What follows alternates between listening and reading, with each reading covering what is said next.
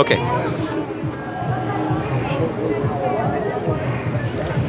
And He created the horses, mules and donkeys, yeah, for you to ride and as adornment. And He creates that which you do not know.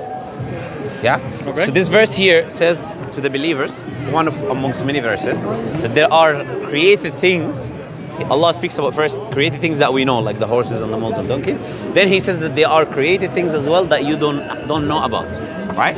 Then Allah speaks about humans. They say Allah created the human, He honored him over many of His creation. Which means that there is more honored creation than the human beings as well. So the human being is not the most honored creation. There is other creation that is even more honored than us that we might not know about, right? The Quran talks about, we believe there is earth, we believe there is 7 layers of what you would call above you, heaven or sky or whatever it is, right? Okay. Not the actual heaven that you go to, paradise, but above you there are 7 layers of sky, right? We say what we see right now around us is the first layer, which we call the Sama-ad-Dunya, the first layer, right? So Allah says in these layers, He placed creation. Other than us as well, we're not the only creation in these layers, right? Which would mean the possibility of the existence of dinosaurs, we have nothing against it. So if a Muslim believes in it, does not affect his creed. If he does not want to believe in it as well, does not affect his creed. So I was not disagreeing with you, telling you that dinosaurs don't exist. Okay. But I was telling you, I don't find it an issue that the Bible, for example, does not talk about it. Okay. Because the absence of evidence does not mean evidence of absence. Okay. Yeah. So just because the Bible does not mention it, does not really mean the Bible is right or wrong. Do you get the point? Yeah. Why? I'll give you an example. Allah does not mention dinosaurs, for example, if they were to exist actually, right? Because they're irrelevant to us as human beings. Well, how would it change my life whether there was dinosaurs or there wasn't dinosaurs? This is an event that took place in history, so we don't consider it to be beneficial knowledge. The Quran is sent as guidance for mankind. It's the literal word of God, so it's not inspired by God like Mark, Matthew, Luke and John. It's not the words of Mark, Matthew, Luke and John, but we believe it's the literal verbatim words of the Creator. The Creator actually spoke these words, right? So the Quran is mainly a guidance for human beings. Okay. How to live your day-to-day I've got life. a new question for you. Yeah, of course. Something completely different. No problem. So, I don't want to come off as rude, but I am. You I don't know have if to. ignorant is the word, but Yes. I don't know. So I would prefer to ask and find out than be ignorant. That's what you should do. So, And by the way, don't get offended. I don't get offended, so don't worry about it. So, people that hate Muslims often say there's something to do with Sharia law. Okay. So, I know that most Muslims, because I have some Muslim friends, don't believe in Sharia law. That's some, nice. some of them or something have said to me it's like a corruption or a perversion. They're wrong. Can you explain to me? So they are laymen, I'm assuming. They're just lay Muslims, yeah? I don't know what a lame Muslim, as in They didn't study Islam. no, they're not a scholar. Yes. They're not a scholar. Not just a scholar, but they didn't even study Islam on an academic level in any way, shape, No, or form. no, Yeah. Okay. So what they're saying is completely wrong. Okay. Sharia is Islam. Why? Okay. The word Sharia in the Arabic means pathway to something. Okay. Right? Can be used for pathway to the water, for example. Okay. In an Islamic sense, we use it as a pathway to God. Okay. So anything I do to get to my Creator Okay. is Sharia. So me speaking to you right now is Sharia. Me praying Okay. 5 times a day, Sharia. Me giving my charity is Sharia. So, but what happens in the news, in the media, is that they focus on something which is less than 5% of Sharia, which is the punitive laws. Punitive laws, right? And that's what we call hudud. Hudud are the punitive laws in Islam. Hudud are the laws that are applied in the society regarding the crimes that you do. You know, if you do a certain crime, this is the law that takes place. And every Muslim has to believe in that anyways, because it's a part of the Quran. Like the Quran talks about certain laws. If someone steals, if someone rapes, if someone kills, what is the laws? What should we do to that individual?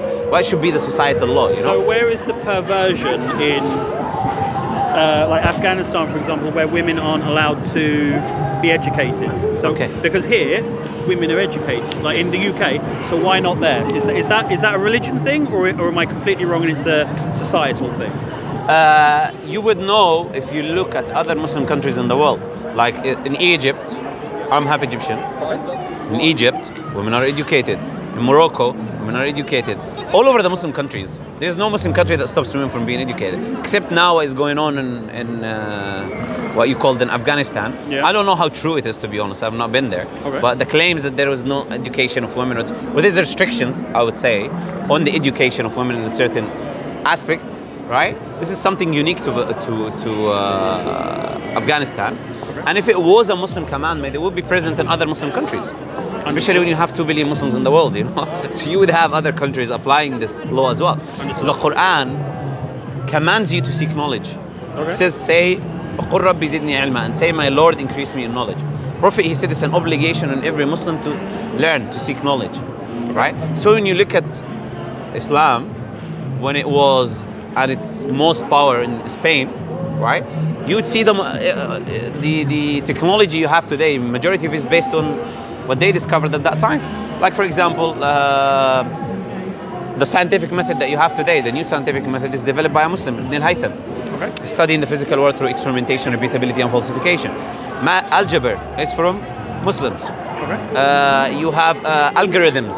It's from a scientist called Al-Khwarizmi, a mathematician. Al-Khwarizmi. Algorithm is literally a translation of his name.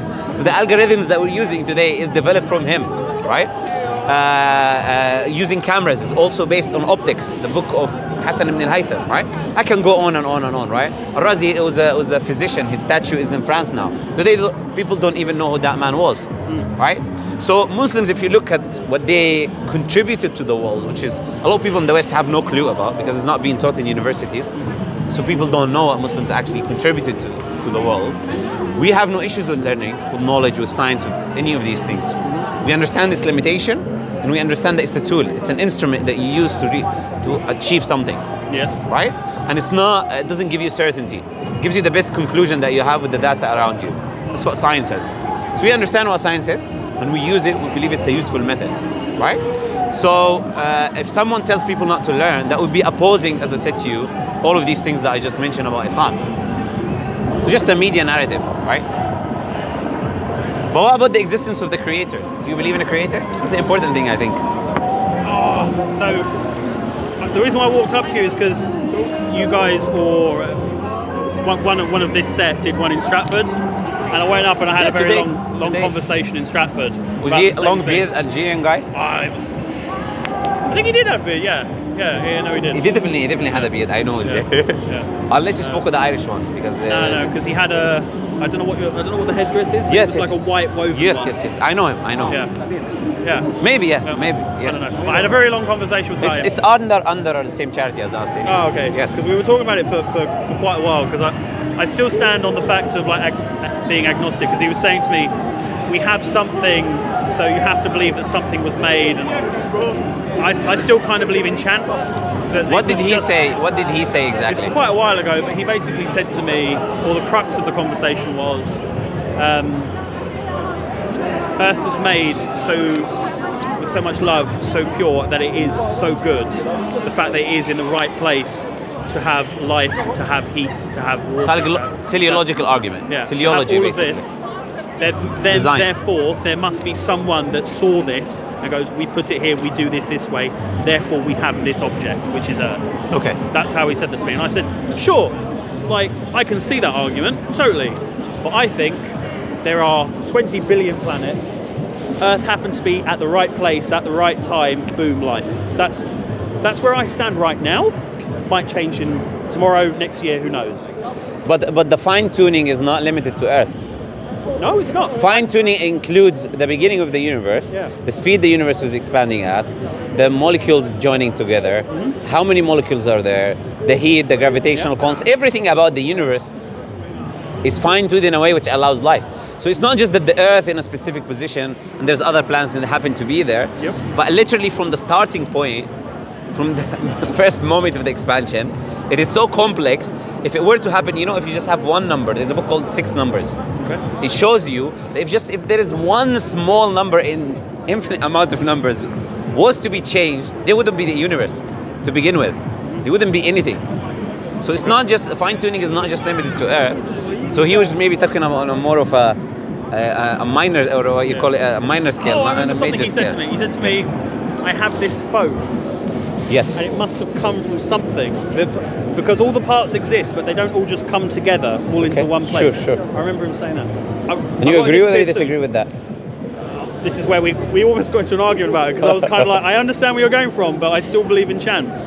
So he was going, oh, so you believe if I just left this space here empty for 20 billion years, yes, the possibility that one day this phone might materialize there? And I was like, by my logic, yes, but no, you've made me stupid. I got one last question because I've got to go soon. Yeah. But allow me to ask you one thing as well. Ask you a question first. My last question is, yes, why are Muslim women not allowed to have their hair shown? And why are some relations allowed to see it? Like husbands are allowed to see their wife's hair, but I believe brothers aren't. No, they are. They are. All close related family members are allowed to. Look, I'll put it this way. Anyone who's not allowed to marry that woman, with just one or two exceptions, anyone who's not allowed to marry the woman, it's called the mihrim. That mihrim is allowed, can see the woman with her hair shown. Okay. That includes the uncles, the mothers, the daughters, the sisters, the brothers. What's the story behind having the hair covered then? Is it a respect thing? Or? There is no story. There is. I mean, what is the reason then? Sorry. Yes, it's fine. No, don't worry. But as I said, don't worry about offending me. I don't get offended. Don't worry about it. So, in order for me to explain, I have to ask you something about the topic. Of course. Where do you get your morality from? Where do I get my morality from? My sense of morality is something. I could either say it was taught to me by society or by my parents, but I would prefer to say that it's something I developed on my own. Because my sense of morality is... But you would agree that's not really the case. Because you were born here, you lived here, your parents taught you. So in the end, what you think will be a product of your surroundings, whether you like it or not. Even if you want to tell yourself that it was me, but it was you picking from the things around you still. Do you get the point I'm trying to say? Very fair. You are still picking from the Western narrative of morality. Of course. Yes. Yeah. So, and that's a subjective thing, would you agree? If you were to be in a different country, you would completely believe opposite to what you believe right now. I could do, yeah. Yes, most likely. On a probabilistic basis, you would. Like if you're born in China, you would eat a dog, no problem, there's no issues. Probably. Yes. Probably. So, if you get your morality from a subjective perspective, what your parents taught you or what you chose will be different than what he chose or I chose.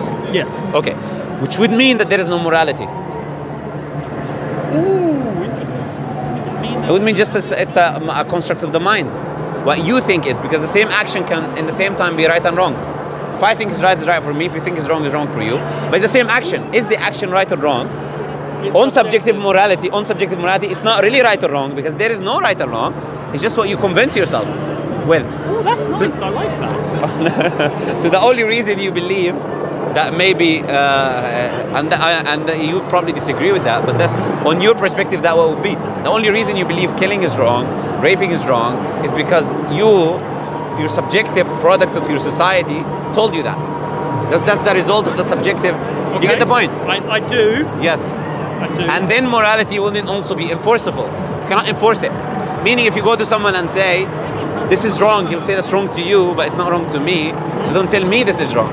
So if Hitler was chopping heads here, and you said to him this is wrong, he will say to you, to me is right. You have no right to enforce your subjective morality on another subjective individual.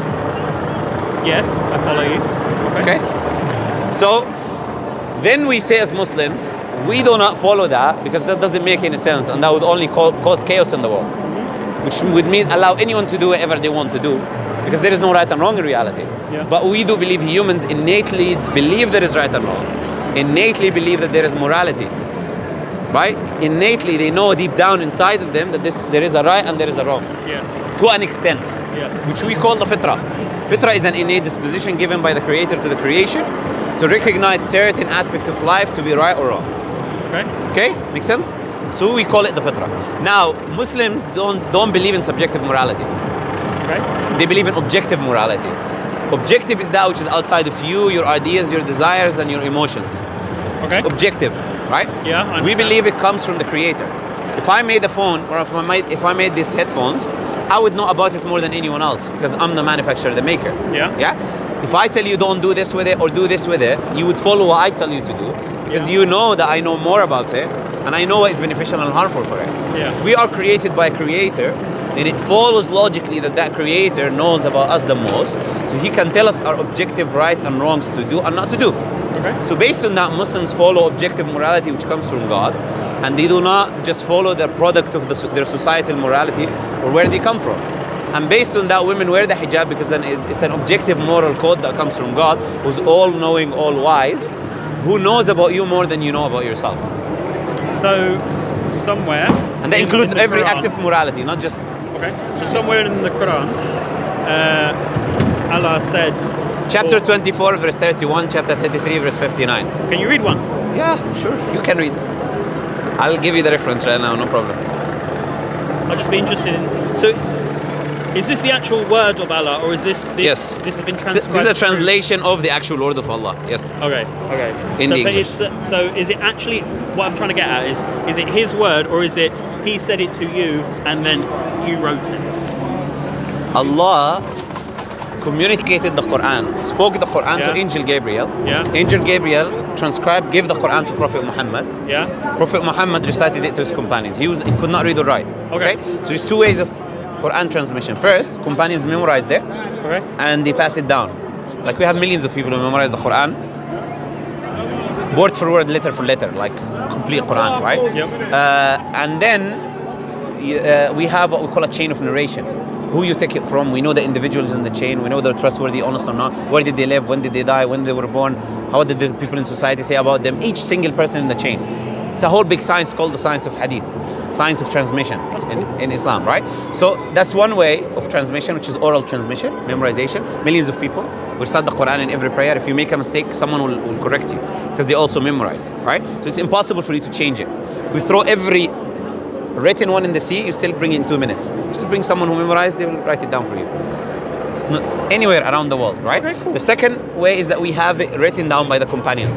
Because every time a verse was revealed, the Prophet used to call a group of people, they were called katabat al-wahi, writers of revelation. He used to call one of them to write that verse. When was the last verse that was written? Last verse was written was at the end of the life. I'm not sure. If you want to say, it would be the last verse revealed. And do you know when that was, like roughly? There is disagreement between the scholars what is the last verse was revealed, right? Okay. But what I'm getting at, was it 10 years ago, 100? It was in the end of the life of the Prophet. It was the end of the life of the Prophet. Oh, so like several hundred years ago. But the last chapter was one of the last chapters was chapter 5. No, 1,400 years, yeah. No, it's quite a while ago. Yeah, okay. Yeah. And we have carbon dated manuscript from that time. Okay. Yeah, from the first, second, third century, right? I'm just saying in general. That's cool. Yeah. So we have the carbon dated and we have the oral transmission of the Quran. Okay. Yeah. Now, coming back to where we were. Oh, you're going to read me the thing? Yes. Can you read 31? 31. Am I allowed to touch it? Of course you're allowed to touch it. I was told I think I was told it.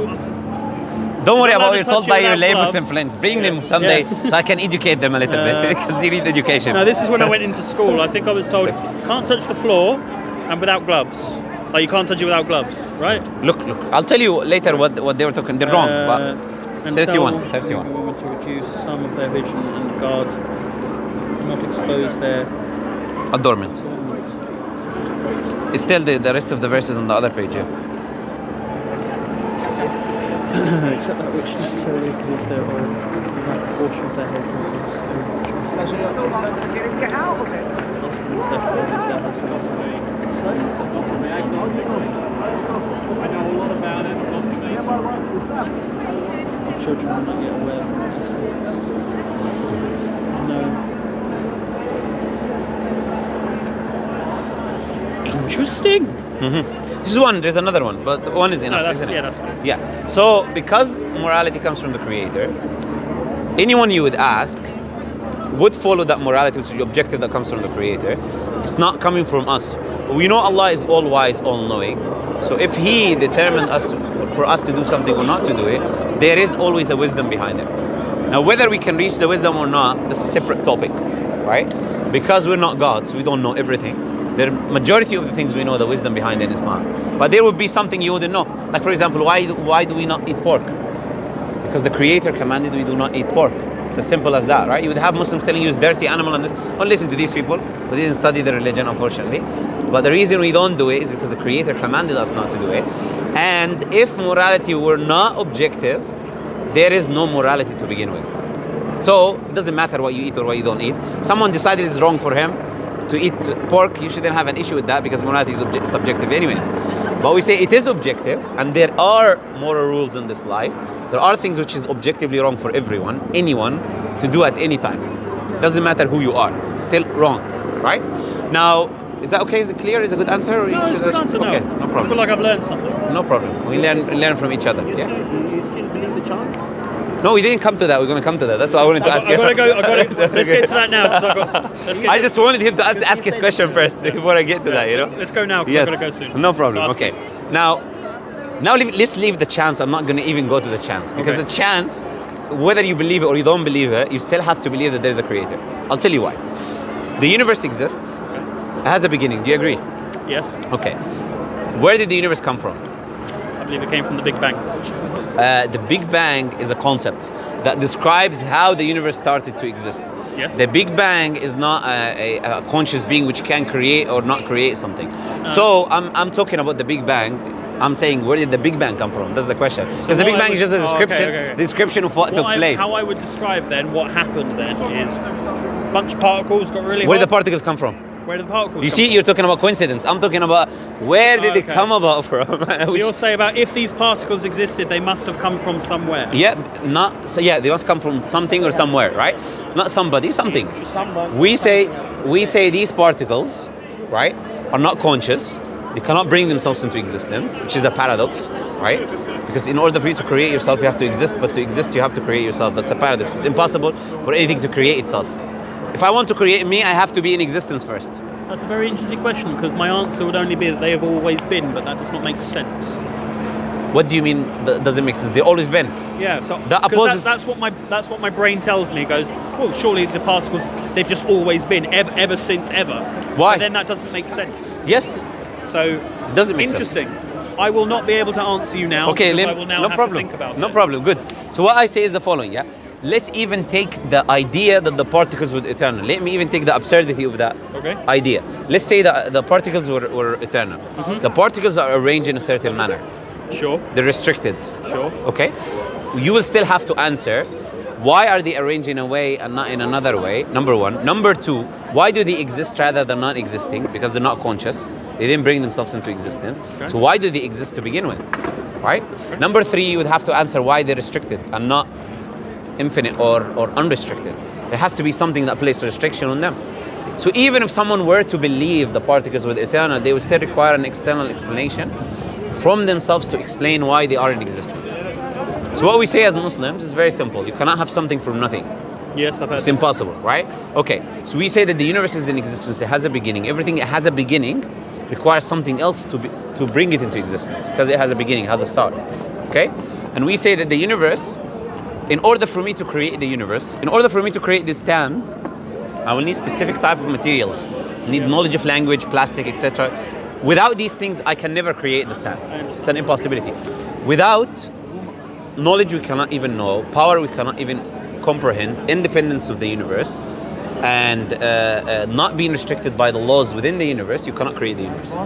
You have to be not restricted by its laws because you start it. You have to be independent of it to create it. You have to be powerful in a way we cannot know, intelligent in a way we cannot know, and you'd have to have a will to place the things, which is the answer to why things are arranged in a way rather than in another way. Okay? So we say either way, people have to adopt this idea. Now the second thing, which is very brief about the idea of coincidence, the randomness does not exist in the real world. Now think about that for a second. This doesn't exist in the real world. Nothing in this existence is random. If I flip a coin, is it random, 50-50? You would say that chance isn't random. It's not randomized. Would you say, is it a 50-50 chance? It's a random thing, it's either head or tails? I would say it's a random Okay, chance. if yeah. I were to know how much force I'm putting when I'm throwing the cone, the atmosphere around me, the air, the pressure, the gravity, would I know would it be head or tails or not? may have a small influence. But No. I still don't think so. No, but there's actually a French scientist, I'll give you the name right now, who made a machine where every time it gives you what you want, heads or tails. Because it's controlled, and you know exactly everything around, surrounding this movement that you will make, so you will be able to know whether it will be heads or tails. So it is not random, it is just our ignorance of the surroundings that around this coin toss is what makes us call it a random process. Can you show me one thing which is random in the world? I would say what my brain went to as soon as you said there's no such thing as random is if you look at any stream, right, all the rocks that are just everywhere. Like if you look at a forest, you have all of these rocks everywhere. Like, okay, but these rocks, the rocks are not just everywhere. The rocks, they have a whole lot of a process of why they came to where they are. Yeah, but it's not like they're on. And it requires causality. I wouldn't say though that Allah went, oh, I'm going to put these rocks have a purpose. They have a journey to go on for their no, soul. random, but random is different. Random is something occurring without external influence. That's the definition of randomness. Yeah. That's how. But these rocks have an external influence, and that's what I'm trying to say. So I don't think people understand what random is when they use the word. So sometimes we need to define. Randomness is something that happens without a cause, without a purpose, without anything. It just happens. But there is nothing in this world that happens like this. There is always an explanation, a cause, information that we did not access that makes us say it's random. You look at the stars, they say they're random. Bring an astronaut, he say, oh, actually, no, this is arranged in this way. This is this celestial system. This is this. He will tell you this is not random. You just don't know.